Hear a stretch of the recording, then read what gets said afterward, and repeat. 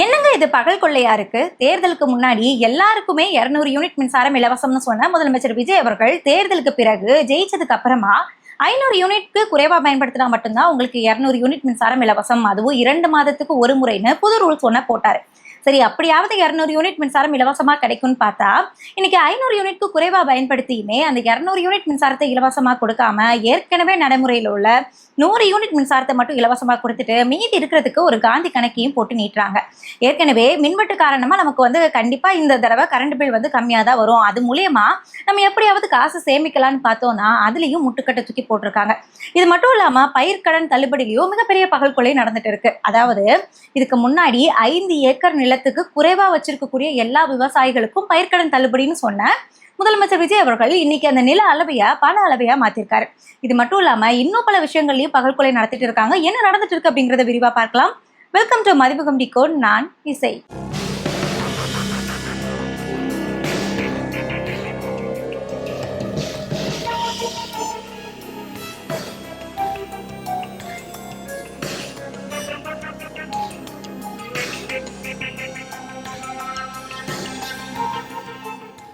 டயா booster சுகரை control பண்ணும், உங்க ஆரோக்கியத்தை மீட்டு தரும். சர்க்கரையை கட்டுப்படுத்துறதுக்கான எளிமையான வழிமுறை, இயற்கையான வழிமுறை. அனைத்து மருந்து கடைகளிலும் கிடைக்கும். தாவேகா ஆட்சி அமைச்சதுல இருந்து அவங்களா எந்த ஒரு திட்டத்தையுமே உருப்படியா செய்யல அப்படின்னாலுமே ஏற்கனவே நடைமுறையில் இருக்கக்கூடிய திட்டத்தையாவது பட்டி டிங்கரிங் பார்த்து ஏதோ ஒரு மாதிரி எக்ஸ்டெண்ட் பண்ணி வச்சிருக்காங்க. அதுவுமே இவங்க ஜெயிக்கிறதுக்கு காரணமா இருந்தா பெண்கள், குழந்தைகள் இவங்களுக்கு சம்மந்தப்பட்ட ஏதாவது ஒரு திட்டத்தை தான் முதல் திட்டமா அறிவிப்பாரு அப்படின்னு எதிர்பார்த்திருந்த அந்த நேரத்துல எல்லாருக்குமே 200 யூனிட் மின்சாரம் இலவசம் அப்படின்னு அறிவிச்சாரு. அதுலயுமே பல ரூல்ஸ் அண்ட் ரெகுலேஷனோட தான் அறிவிச்சாரு. தேர்தலுக்கு முன்னாடி எல்லாருக்கும்னு சொன்ன அந்த 200 யூனிட் தேர்தலுக்கு பிறகு ஜெயிச்சதுக்கு அப்புறமா மக்களோட நம்பிக்கை எல்லாத்தையும் ஏமாத்தணும் அப்படிங்கிறதுக்காக 500 யூனிட்க்கு குறைவா பயன்படுத்துறவங்களுக்கு மட்டும்தான் 200 யூனிட் மின்சாரம் இலவசம். அதுவுமே நாங்க 2 மாதத்துக்கு ஒரு முறை தான் கணக்கெடுப்போம். ஏன்னா மாசம் நம்ம கணக்கெடுத்தோம் அப்படின்னா எல்லாருமே 500 யூனிட்க்கு குறைவா பயன்படுத்திடுவாங்க பாருங்க. அதனால 2 மாசத்துக்கு ஒரு தடவை தான் நாங்க கரண்ட் பில் எடுப்போம். அப்படி எடுக்கும் போது நீங்க 500 யூனிட்க்கு குறைவா இருந்தீங்க அப்படின்னா உங்களுக்கு 200 யூனிட் மின்சாரம் இலவசம் அப்படின்னு அறிவிச்சாங்க. அதாவது 60 நாளுக்கு ஒரு முறை அவங்க கணக்கெடுப்பாங்க. அப்படி எடுக்கும்போது 500 யூனிட்க்கு குறைவா இருந்தது அப்படின்னா நமக்கு 200 யூனிட் மின்சாரம் இலவசம். அப்படி இல்லை, அந்த 500 யூனிட்க்கு அதிகமா நம்ம பயன்படுத்திட்டோம் அப்படின்னா 2 மாதத்துக்கு ஒரு தடவை கணக்கெடுக்கும் போது ஆப்வியஸா பல இடங்கள்ல 500 யூனிட்க்கு அதிகமாக தான் வரும். அப்படி வரக்கூடிய சமயத்துல உங்களுக்கு ஏற்கனவே திமுக செயல்படுத்திய அந்த 100 யூனிட் மின்சாரம் இலவசம் மட்டும் உங்களுக்கு அந்த பெனிஃபிட் மட்டும் கிடைக்கும் அப்படின்னு அறிவிச்சிருந்தாங்க. இந்த திட்டம் மே 10ல இருந்து அமலுக்குமே வந்தது. ஆனா இன்னைக்கு மின்சாரம் கணக்கெடுப்பு நடத்தும் போது 500 யூனிட்க்கு குறைவா பயன்படுத்தியுமே 200 யூனிட் மின்சாரத்தை இலவசமா கொடுக்காம 100 யூனிட் மின்சாரம் மட்டும்தான் இலவசம் அப்படின்னு சொல்லிட்டு மிச்சம் இருக்கிறதுக்கு ஒரு புது கணக்கையுமே காட்டியிருக்காங்க. அதாவது ஒருத்தர் மொத்தமா 224 யூனிட் மின்சாரத்தை பயன்படுத்தி இருக்கிறாரு. இவருக்கு என்னைக்கு கணக்கெடுத்திருக்காங்க அப்படின்னா 21/5/2026, அதாவது மே 10 திட்டம் அமலுக்கு வருது. அதுக்கப்புறமா தான் இங்க கணக்கெடுத்திருக்காங்க. அப்படி பார்த்தோம்னா 200 யூனிட் மின்சாரம் கண்டிப்பா இலவசமா கிடைக்கணும்ல. அந்த 200 யூனிட் மின்சாரத்தை நம்ம மைனஸ் பண்ணோம் அப்படின்னா 224 மைனஸ் 200 மீதி இருக்கிறது 24 யூனிட் மட்டும்தான். இந்த 24 யூனிட்க்குமே ஒரு யூனிட்க்கு 4.70 ரூபாய் அப்படின்னு கணக்கு பண்ணோம்னா மொத்தமா 112.80 வருது. அது அப்படியே நம்ம ரவுண்டு பண்ணோம் அப்படின்னா 113 ரூபானே வச்சுக்கோமே. இப்போ இவர் கட்ட வேண்டிய மொத்த பில், கரண்ட் பில் அப்படிங்கிறது 113 ரூபாய் மட்டும்தான். ஆனா இவருக்கு எந்த பில்லு திரும்ப அடிச்சு கொடுத்துருக்காங்க? எத்தனை ரூபாய்க்கு? 302 ரூபாய்க்கு பில் அடிச்சு SMS மூலமா அனுப்பியிருக்காங்க. என்னங்க இது கணக்குன்னு அவருமே TNEP டேக் பண்ணி எக்ஸ் தளத்துல ஒரு பதிவுமே போடுறாரு. அதுக்கு அவங்க ரிப்ளையுமே கொடுத்துருக்காங்க. என்னன்னு தெரியுமா? ஒருவேளை பழைய யூனிட் முறையில உங்களுக்கு SMS வந்திருக்கும் அப்படின்னு. பழைய யூனிட் முறையில SMS வருது அப்படின்னா தாவேகா எதுக்கு இப்ப ஆட்சியில இருக்கணும்? அப்போ பழைய யூனிட் முறை தான் இப்ப செயல்படுத்திட்டு இருக்குன்னா நீங்க எதுக்கு இப்ப புதுசா ஒரு திட்டத்தை அமலுக்கு மே 10ஆம் தேதியில இருந்து கொண்டு வரணும்? அப்போ பழைய யூனிட் தான் செயல்பாட்டுல இருக்கு அப்படின்னா தாவேகாவோட ஆட்சியில நிர்வாக கோளாறு இருக்கு அப்படிங்கிறத நீங்களே ஒத்துக்கிறீங்க, அப்படிதானே? இது ஒரு பக்கம் இருக்க, இன்னொரு பக்கத்துல நான் ஏற்கனவே சொன்னேன்ல காந்தி கணக்கு, அந்த காந்தி கணக்கையும் டீட்டெயிலா போட்டு கொடுத்துருக்காங்க. அதாவது மே 10ஆம் தேதி நாங்க இந்த திட்டத்தை அமலுக்கு எடுத்துட்டு வரோம். உங்களுக்கு கணக்கெடுத்தது மே 21ஆம் தேதி. இடைப்பட்ட காலம் அப்படிங்கிறது 12 நாள் மட்டும்தான். ஆனா எங்க திட்டமோ 60 நாளுக்கு ஒரு முறை தான் செயல்படுத்தப்படும்.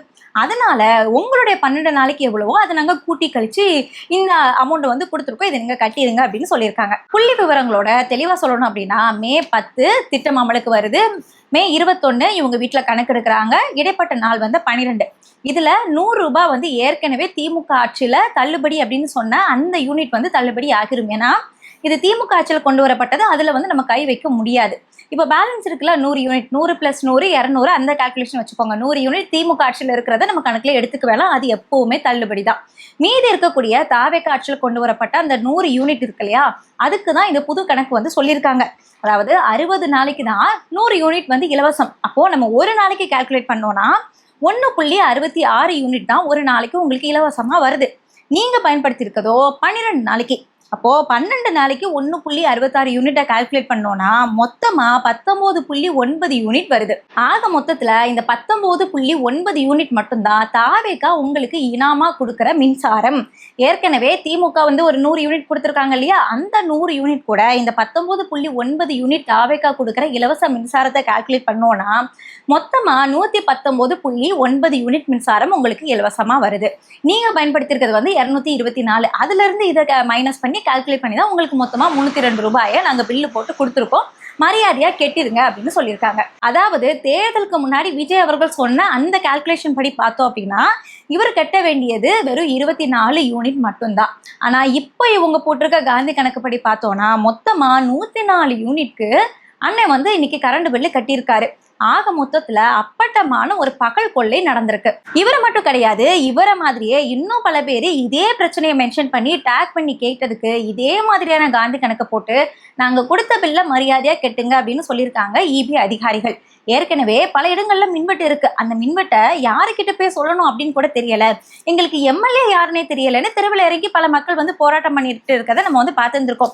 இதை சமீபத்துல ஆந்திராவுடைய துணை முதலமைச்சர் பவன் கல்யாண் அவர்கள் கூட ரொம்ப அழகா குறிப்பிட்டிருப்பாரு, கவிதையில குறிப்பிட்டிருப்பாருல, அந்த மாதிரி தான் எடுத்து சொல்ல வேண்டியதா இருக்கு. என்னன்னா, நானும் தான் 15 வருஷமா ரோட்ல இறங்கி பேசுறேன், போராடுறேன், முட்டுறேன், மோதுறேன். ஆனா எனக்கு வந்து இந்த முதலமைச்சர் பதவி வந்து கிடைக்கல. இன்னைக்கும் நான் வந்து துணை முதலமைச்சரா தான் இருக்கேன். ஆனா தமிழகத்துல இது ரொம்ப ஈஸி போல முதலமைச்சர் ஆகுறது, போஸ்டர் ஓட்டுறவங்க எல்லாம் முதலமைச்சர் ஆகிட்டாங்க அப்படின்னு காரி துப்பாத்த வண்ணமா கலாய்ச்சிருக்காரு. அதாவது தமிழகத்துல எம்எல்ஏ யாருன்னே தெரியாது, உங்களோட வேட்பாளர் யாருன்னே தெரியாது, அமைச்சர்கள் யாருன்னே தெரியாது, ஏன் முதலமைச்சரே என்ன பேசினாரு, என்ன பிரச்சாரம் பண்ணாரு, என்ன செய்ய போறாரு எதுவுமே தெரியாது.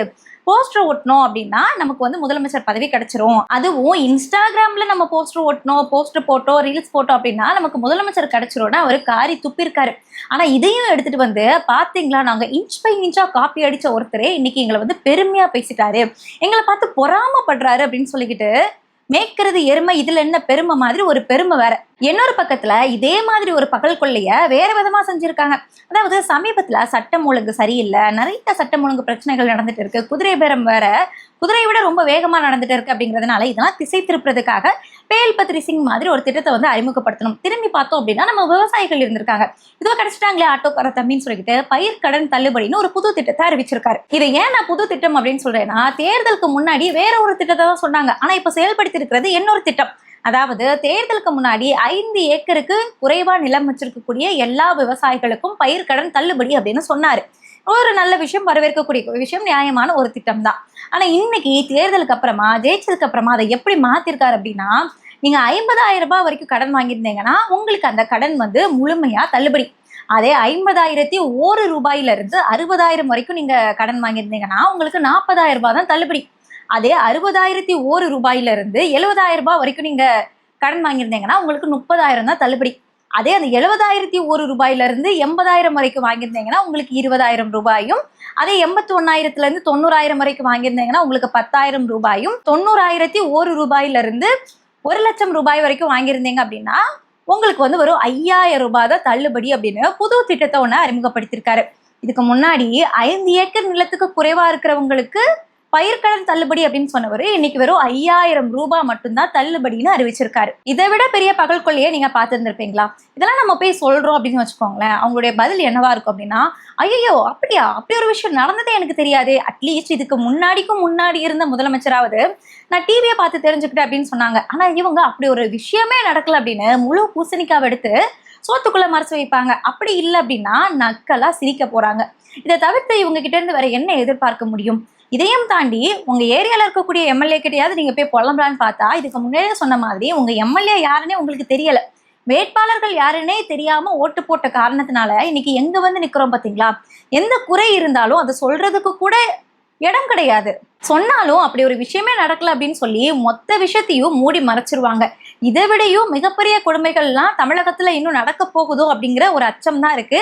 இன்னும் என்னென்ன விஷயங்கள்லாம் நடக்க போகுது அப்படிங்கிறத நம்ம பொறுத்திருந்து தான் தெரிஞ்சுக்கணும். ஏன்னா தமிழகத்துக்கு குறுக்க காவிரி மேகதாது அணையை இத்தனை நாள் கட்டாம இருந்தவங்க இன்னைக்கு அந்த திட்டத்தை வந்து செயல்படுத்துறாங்க அப்படின்னா, செயல்படுத்துறது மட்டும் இல்லாம இதை எதிர்த்து பேசுறதுக்கு தமிழகத்துக்கு எந்த ஒரு அதிகாரமுமே கிடையாது அப்படின்னு ரொம்ப திமிரா சொல்றாங்க. அப்படின்னா இங்க தமிழகத்துல கூட்டணி கட்சியில காங்கிரஸுக்கு அதிகாரம் இருக்கு அப்படிங்கிற ஒரு காரணத்தினால, இல்ல அப்படின்னா தமிழகத்துல ஆட்சி மாறிடுச்சு, இவங்க ரொம்ப பலவீனமானவங்க, இவங்க எதுக்கு எதிர்த்து பேச போறாங்க அப்படிங்கிற ஒரு மனநிலையில இவ்வளவு திமிரா பேசுறாங்களா அப்படிங்கிற ஒரு கேள்வியுமே இருக்கு. அப்போ வெளி மாநிலங்களே நம்மளை கலாய்க்கிறதுக்கும் நம்மளை வந்து ரொம்ப கீழ்த்தரமா நினைக்கக்கூடிய லெவலுக்கும், இவங்க என்ன செஞ்சிட போறாங்க அப்படின்னு நினைக்கக்கூடிய லெவலுக்கும் தமிழகம் இருக்கு.